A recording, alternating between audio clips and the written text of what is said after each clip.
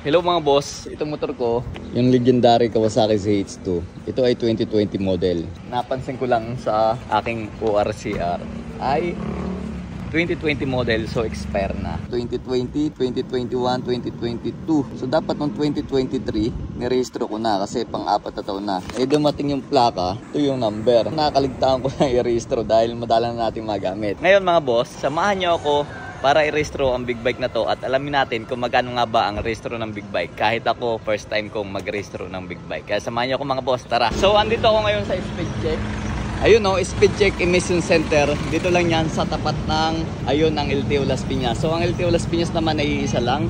And then ang diskarte ko, habang ako'y nakapila sa emission test, ayan, pupunta naman tayo dito kay Joe Lopez. Andito yung kanyang insurance. Malapit lang yan dito sa emission, tapat ng LTO Las Piñas. So ito yung car insurance, dyan ako kumukuha. Motor car insurance, yung pinto na yan. O yan, di ba? O, hanapin nyo lang si Joe Lopez. So ayun yung asawa niya, tapat lang yan ng LTO. Di ba? Pag magkaparehistro, hanapin ka lang si Joe at JC. O yan, asawa ni Joe yan. Eh motor niya, X-Max, sana all. Shout out. So ayan, babalik tayo dito. Start na natin emission test. Tingnan natin kung papasa. Siyempre pasado to. 3 taon pa lang yan eh. Alright. At dito nga pala sa bagong presyo ng ating emission test. Ang truck 700, private car 600, motorcycle with sidecar at without sidecar 500, tricycle 400. After 1 minute ng ating pagyantay, so nakuha na agad ang ating result. Ayan, nakalagay naman na pasado. Ang ganda ngayon dahil January pa lang, eh wala pang kasi nung nagpaparehistro. Para hindi na agad kayo humaba ng pila. Advance ng 2 months ang rehistro, no? Halimbawa ito, January pa lang ngayon. So ito, 2 February, pwede nang advance yan. Dapat nga, December pwede, di ba? 2 months advance. Sabay ng ating emission test, eh pinagawa na natin ang ating TPL na insurance. So sabihin nyo lang pangalan ko dito kay Joe, makaka-discount kayo. So pagkatapos ng emission, pumunta tayo dito sa loob mismo ng compound ng LTO Las Piñas.